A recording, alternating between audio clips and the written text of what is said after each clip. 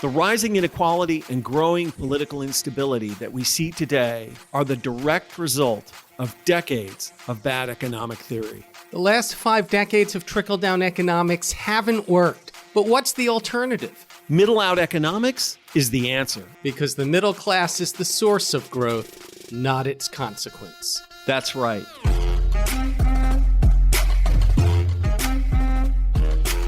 This is Pitchfork Economics with Nick Hanauer, a podcast about how to build the economy from the middle out. Welcome to the show. Hey, Pitchfork listeners, Goldie here. I'm old enough to remember when some politicians promised that free trade with Mexico would lift all boats, while others warned about that giant sucking sound coming from the south. As part of our trade series, producer Freddy Doss sat down with economist Juan Carlos Moreno from the National Autonomous University of Mexico to unpack how NAFTA and the USMCA transformed Mexico, supercharging exports while wages stagnated and inequality widened. Here's Freddy's conversation with Professor Juan Carlos Moreno.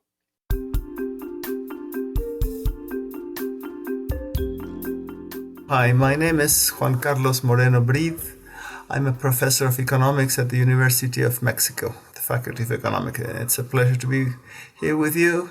Before joining UNAM, our national university, I used to be head of research of the Economic Commission for Latin America in the office in Mexico. I've been working on trade and development for many years. So here I am. Great talking to you. And as they say, may you live interesting times, and we're really living interesting times. So Yes, indeed we are. Let's start with the big picture. What was the U.S.-Mexico trade relationship like before NAFTA, and how did it change afterward, especially in light of the sweeping trade and economic reforms Mexico had already undertaken in the 1980s and early 90s? This is a very good question, Freddy, because some people tend to think that our relationship or strong relationship with the United States in terms of trade, FDI, even culture, etc., just started with NAFTA, that bloomed with NAFTA. And to be frank, this goes way back. And what NAFTA did, NAFTA, the North American Free Trade Agreement, for those of you that don't know what it did was basically institutionalize the very strong economic relation between Mexico and the United States. Canada's another story. We don't really have much relation with Canada. So already Mexico, before NAFTA, Mexico was sending 80% of its commodities to the United States. I mean, our basket of export goods was 80% direct to the United States, and foreign direct investment came mainly from the United States. In addition, we have two other issues which are very interesting for those of us working on class relations. I mean, migrants too, whether documented or undocumented, are a very important part of our relation. Also part of your economy, agriculture, etc., construction, and at the same time remittances. I mean, the U.S. remittances to Mexican families is an important part of the income of many poor families in the south of Mexico. So what NAFTA did was institutionalize a relationship that was already on very strong grounds. Okay, that's interesting. Could you unpack a little bit more about the remittances to Mexican families? The remittances to Mexican families.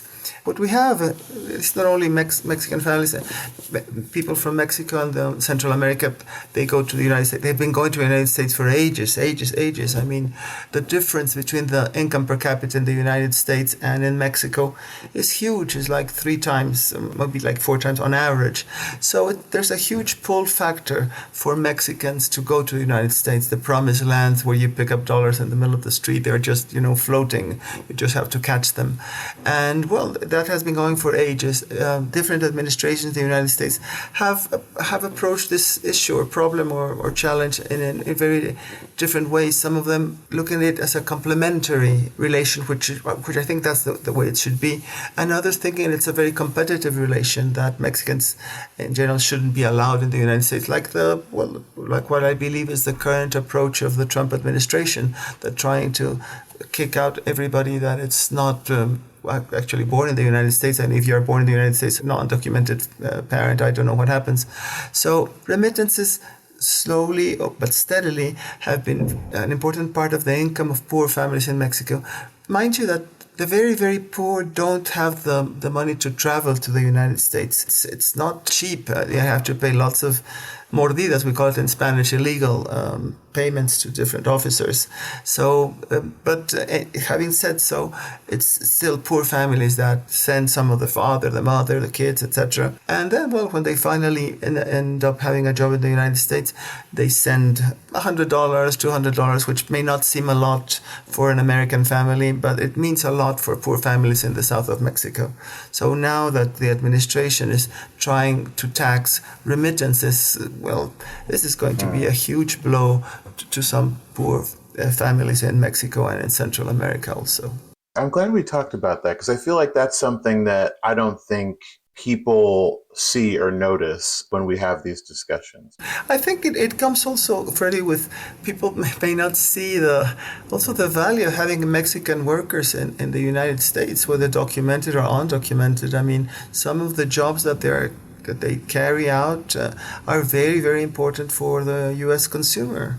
If you don't have Mexican farmers in California picking up, whatever, you're going to end up having inflation, having scarcity, having lots of problems, and even social problems that progressive politician, or actually a sensible or sensitive politician, should be aware that it's not a question of punishing, but of trying to build a relationship in the spirit that NAFTA was created. NAFTA was created, let's go back to NAFTA if you want, in the spirit that the United States cannot compete by its own with Asia or with the European Union. So that there are advantages of having this large market with Canada and with Mexico, and obviously the United States. If you go back to traditional trade theory, very orthodox trade theory, Mexico could provide cheap labor and the United States can provide capital, machinery, innovation, etc. And then both countries, I'm forgetting about Canada, but let's put Canada in the same package of the United States because they are basically the same type of technology differences between Canada, the United States, and Mexico.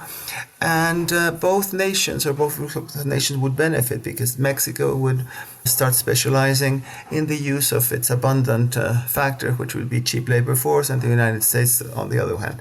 And that was the idea. But theory, as they say, there's no difference between theory and practice, but in practice there is.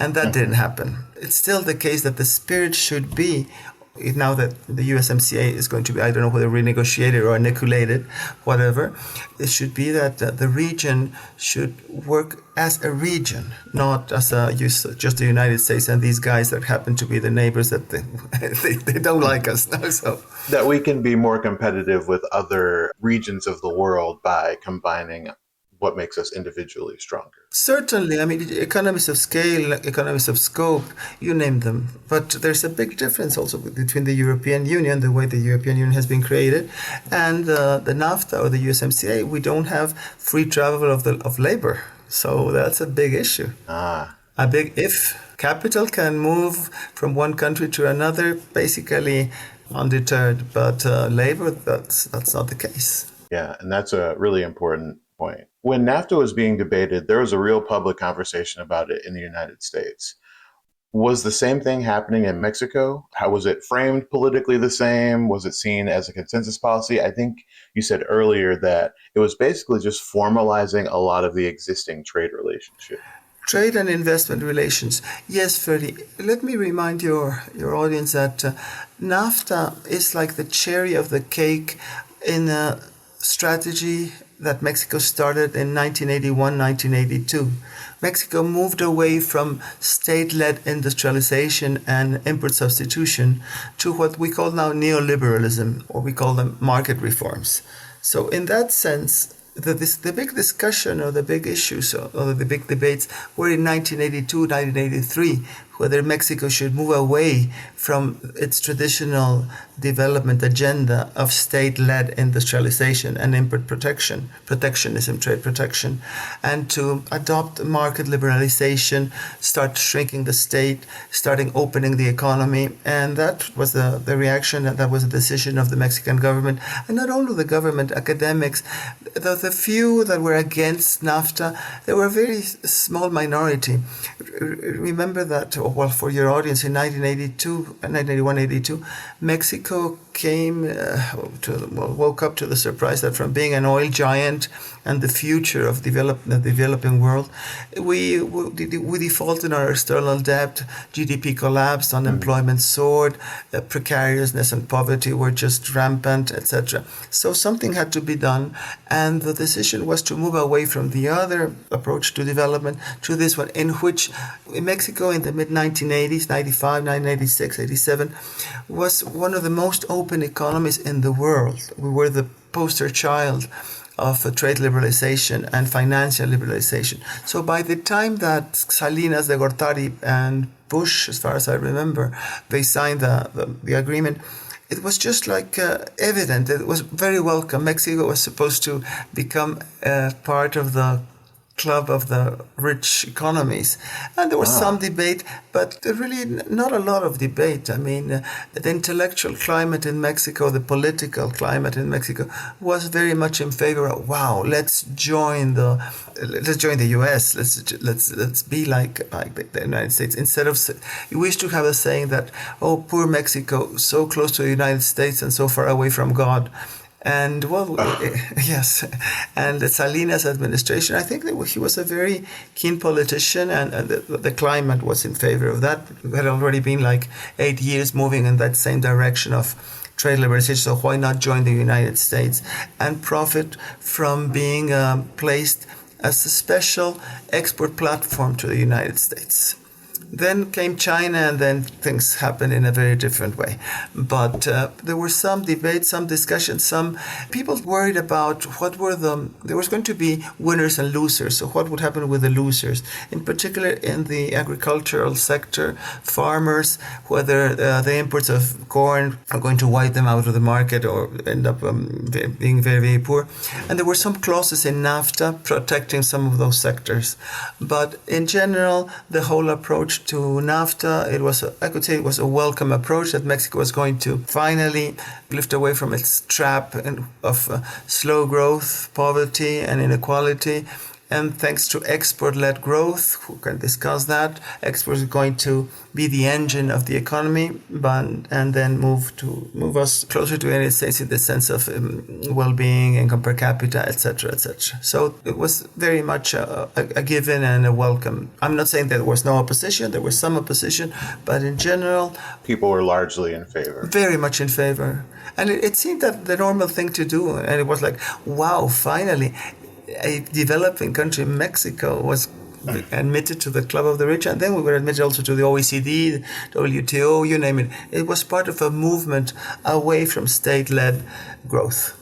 And you've actually written about how this new era of prosperity was supposed to bring new exports, foreign investment, and integration with more developed economies, but you wrote that while exports boomed, economic growth and living standards didn't really keep pace with those things. So why do you think the export success didn't translate into sustained national development and growth in income? It seemed quite a paradox, Freddy, because if you look at the share of exports in GDP, exports went from being like 15% to 33%, or from 10% to 33%.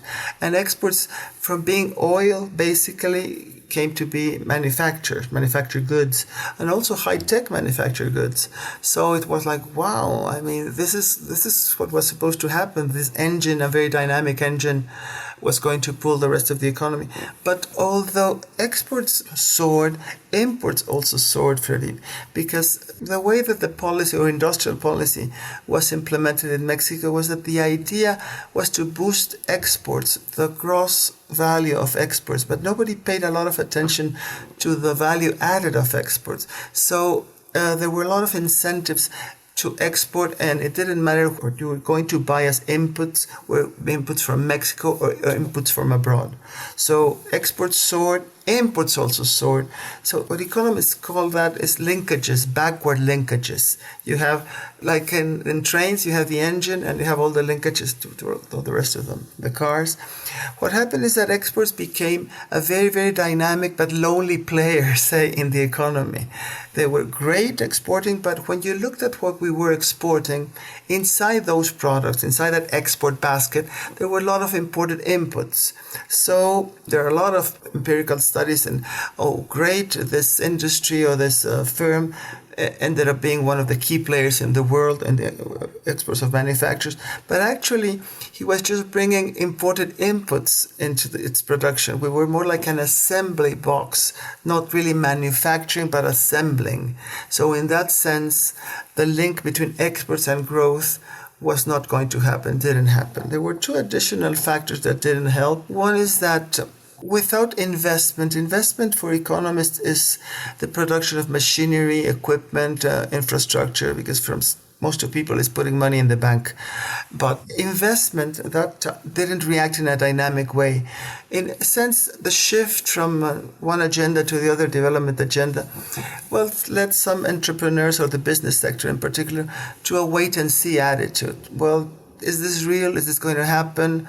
At the same time that investment from the public sector collapsed, the idea or the theory behind that was that the public investment was crowding out private investment. And that ended up being baloney because it was not the case. The thing is that both public and private investment tend to work together. So private investment didn't react in a dynamic way to compensate the collapse of public investment.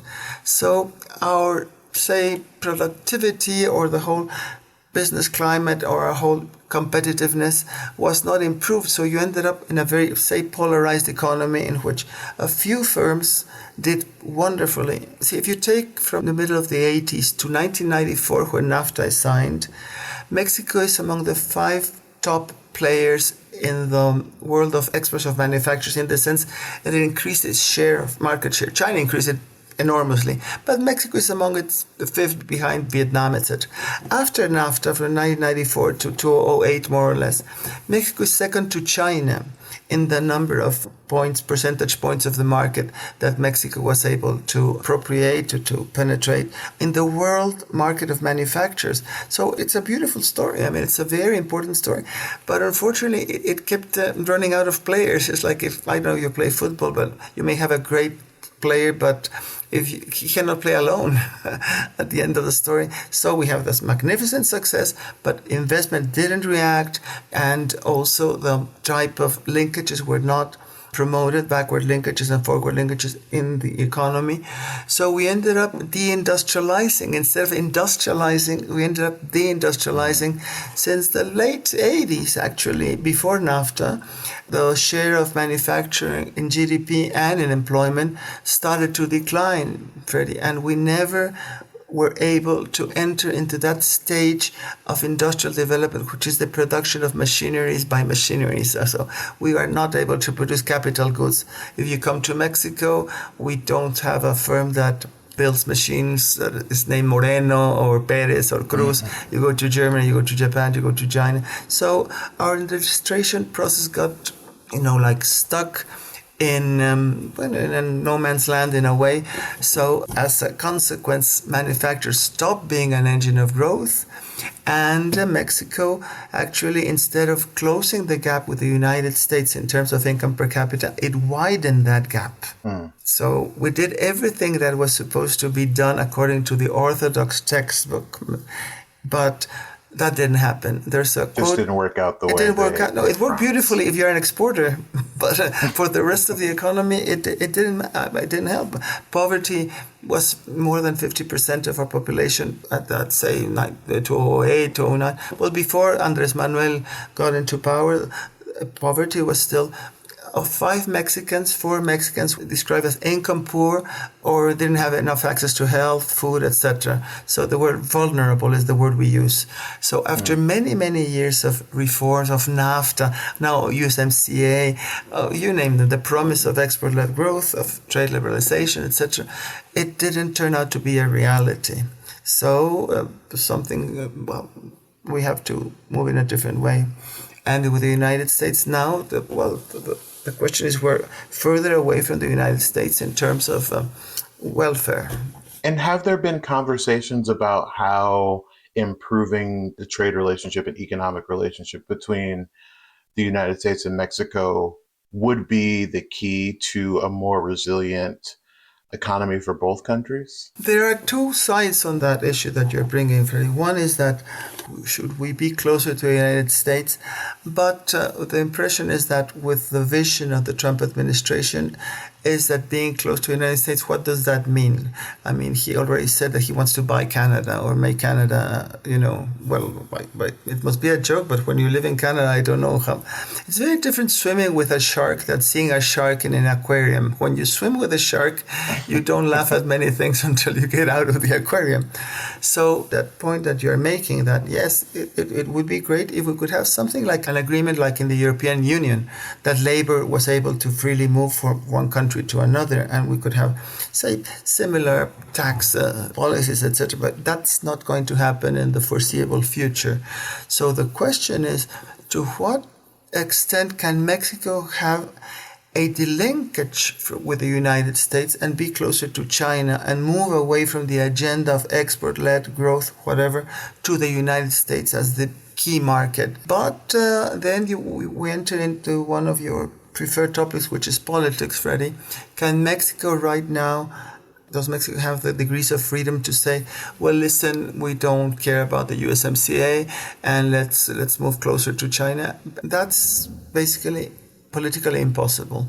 Some of the information that we read in the newspapers is that Chinese firms that were thinking of investing in Mexico, and not only Chinese, but Asian firms that were thinking of investing in Mexico, are stopping their plans, have stopped, I don't know whether canceled, but at least interrupted their investment plans until they see what's at the bottom of the coffee, where they can read the future.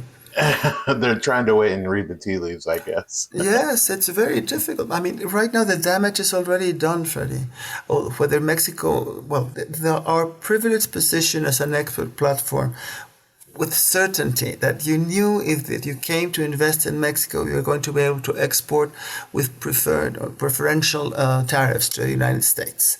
Now that's ludicrous. Nobody knows what's going to happen because we have the beautiful agreement and not so beautiful promises one way or another. He says, the president says that he's going to have 200 trade deals, and then he says at the same time that a deal for him is whatever he wants to be a deal. So uncertainty has hit very, very much investment. Mexico is now in the middle of a recession, and there's no clear view or clear vision that we're going to start growing again in this year or in the next year.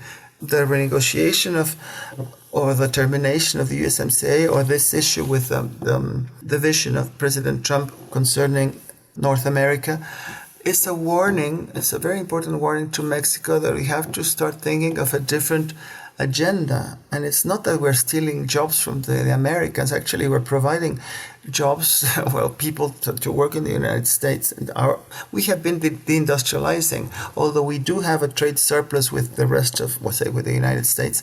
We have been having trade deficits with China, with Asia. As long as the United States or the president doesn't believe in the region, in North America as a region, not only as America, Mexico is in a very difficult situation. We should be somewhere else. We should have it more independent, either closer to the United States, but not like Puerto Rico, whatever that may mean, with all due respect to my Puerto Rican friends, but I don't think that it was a very good hand that they were delivered, getting close to the United States.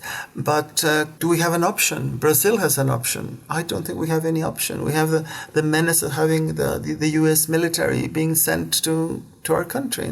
And our exports right now, 80% go to the United States. Our foreign direct investment comes mainly from the U.S., not in such a big figure. So we're tied to a boat that doesn't like us. So it seems like for good or for ill, you're very tied to a country whose president at this moment sees you as the enemy when we're incredibly more connected than even he realizes. So really, it's the uncertainty that seems to be driving all of this. I think so. The uncertainty, and sometimes you have an uncertainty that it's nice in the sense, well, whether will I go to Europe this year or next year? Well, sounds great.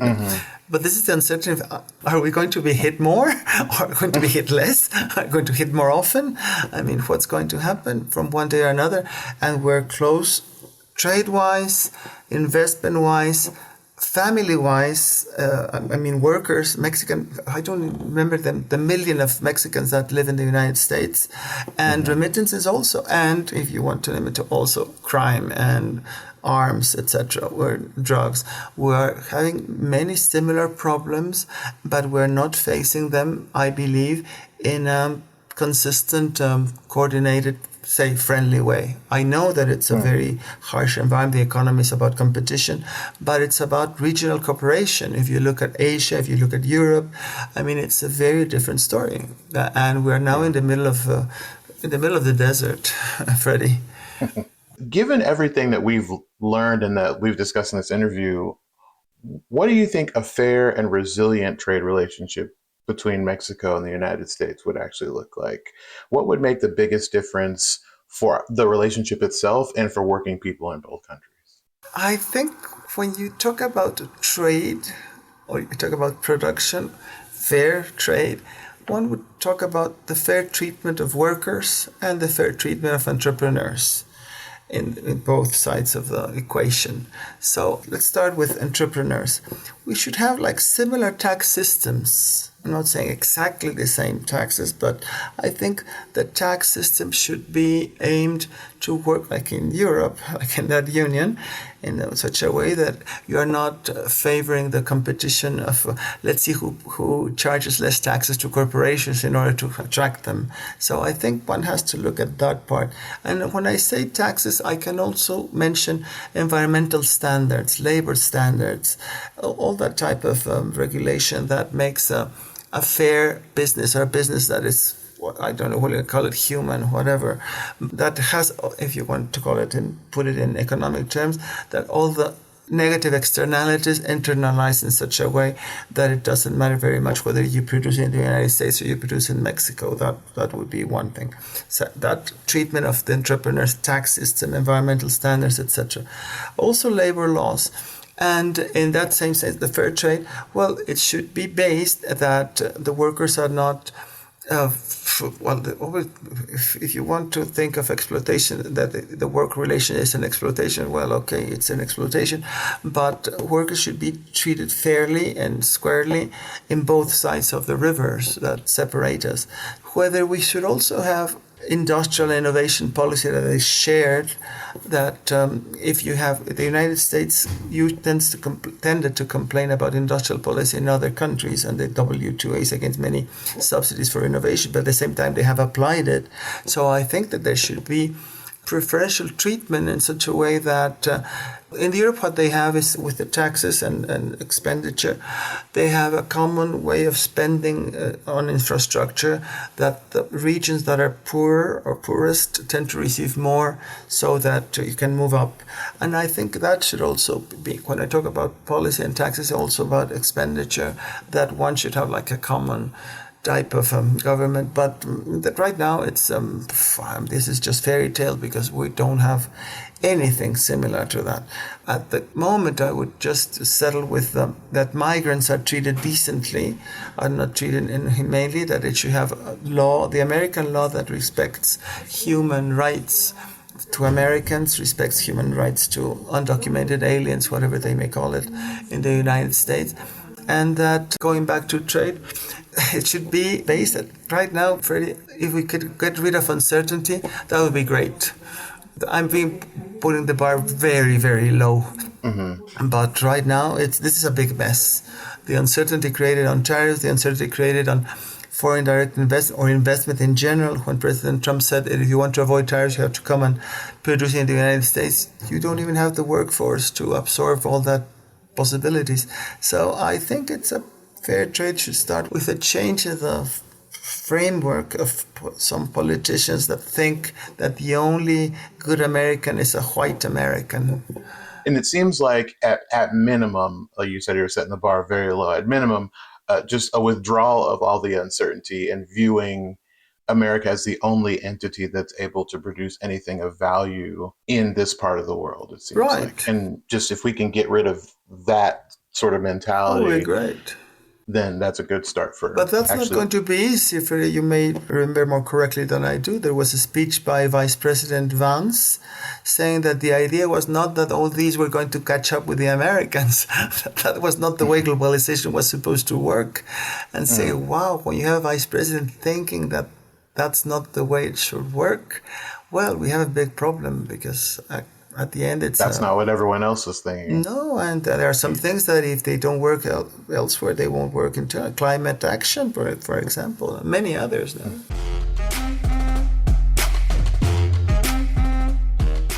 Pitchfork Economics is produced by Civic Ventures. If you like the show, make sure to follow, rate, and review us wherever you get your podcasts. Find us on other platforms like Twitter, Facebook, Instagram, and Threads at Pitchfork Economics. Nick's on Twitter and Facebook as well, at Nick Hanauer. For more content from us, you can subscribe to our weekly newsletter, The Pitch, over on Substack. And for links to everything we just mentioned, plus transcripts and more, visit our website, pitchforkeconomics.com. As always, from our team at Civic Ventures, thanks for listening. See you next week.